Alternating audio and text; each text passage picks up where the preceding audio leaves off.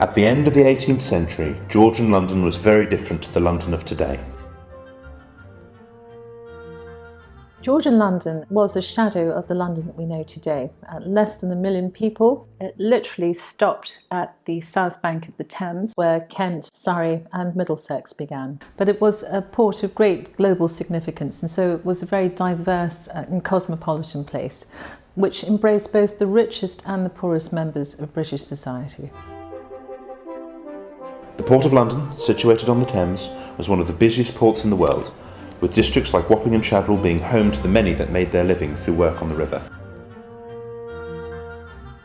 At any one time, thousands of ships bringing trade from all over the world populated the Thames. The river was known as a forest of masts, said you could walk across the river on the decks of all the ships. There was never less than 1,000 ships within the port. This commerce provided both raw goods and money, rapidly expanding the British economy and leading to the Industrial Revolution. The tax on imports also provided a major source of revenue for public finances. No trade was more important than that with the West Indies, accounting for 25% of all retained imports into London, highly prized goods such as ginger, rum and above all else, sugar. I think one of the glaring gaps in British consciousness of our own history is that period in which the West Indies was really an incredible motive force. Profit from sugar essentially helped us make the Industrial Revolution happen. Almost everybody who was immensely rich in the 17th and the 18th century in this country made their money in the Caribbean. The West India Committee was comprised of West Indian planters and sugar merchants who were based in London. Although their politics differed, they got together to combat the consequences of American independence. They were important as a group because they oversaw a significant driver of the British economy. The West India Committee's UNESCO-inscribed collection contains a Bank of England chequebook that shows that sugar was so valuable at the time that it was used as security for loans that today would be worth millions. But with commerce came crime. West Indian trade lost more than £200,000 a year. That's the equivalent of £27 million today. The River Thames most certainly had a reputation for criminality. People would be employed there, up to 35,000 lumpers to unload ships and bring the cargoes ashore, and these people would be often unpaid. They would earn their living and feed their families by stealing. In 1796, Patrick Colquhoun, a Scottish magistrate working in London, produced a report outlining the scale of crime in the city, and he had a radical plan to combat it. He proposed policing that actually prevented crime rather than merely reacting to it, and identified different types of criminals on the river.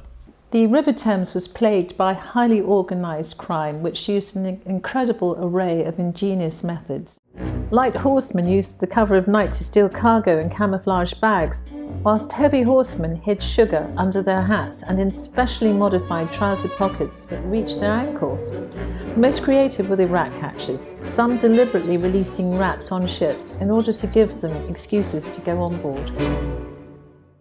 In 1797, the West India Committee joined forces with Colquhoun to help prevent theft from West India trade on the river. Together, they developed a plan for a marine police institution, enlisting the help of Merchant and Justice of the Peace John Harriot.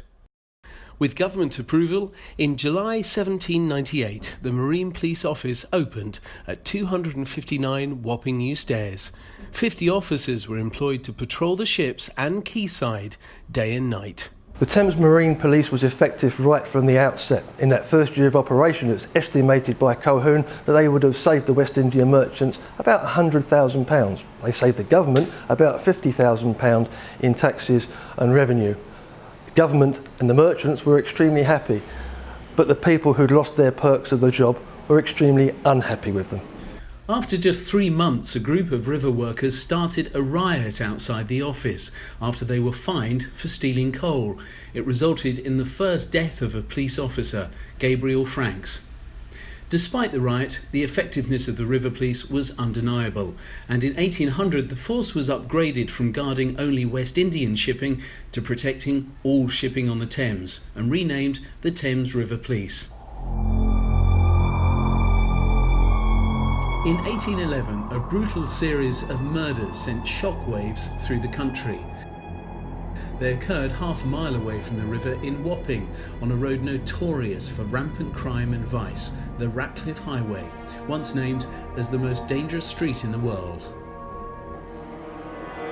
It should be remembered that the Ratcliffe Highway murders didn't actually occur within the jurisdiction of the Marine Police, but they had the first officer on scene. Marine Police had to be redirected from their riverborne duties to patrol the streets to allay public fears, and it demonstrated and emphasised the need for proper land-borne policing.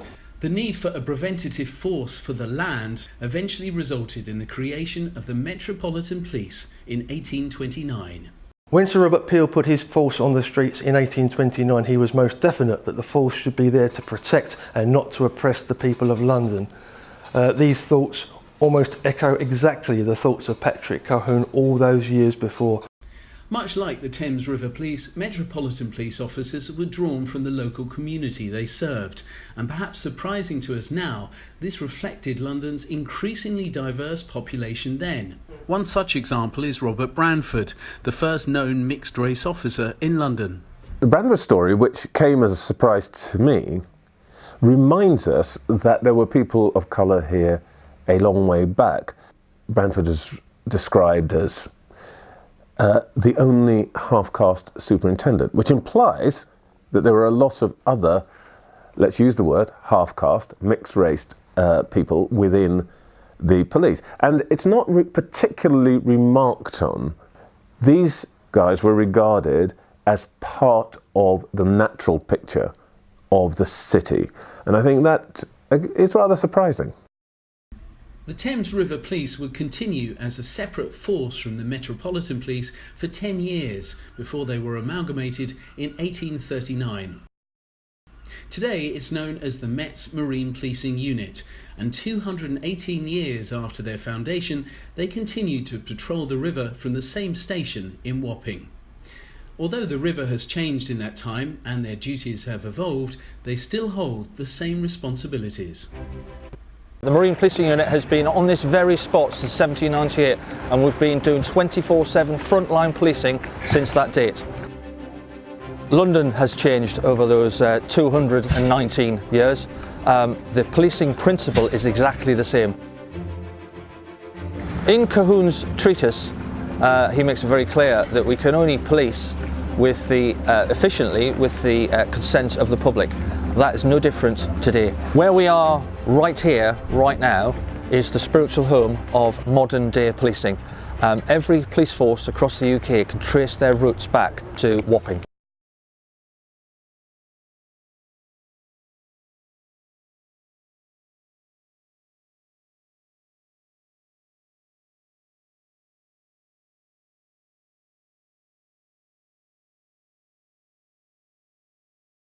Many people forget the important contributions that the West Indies have made to Britain and the world.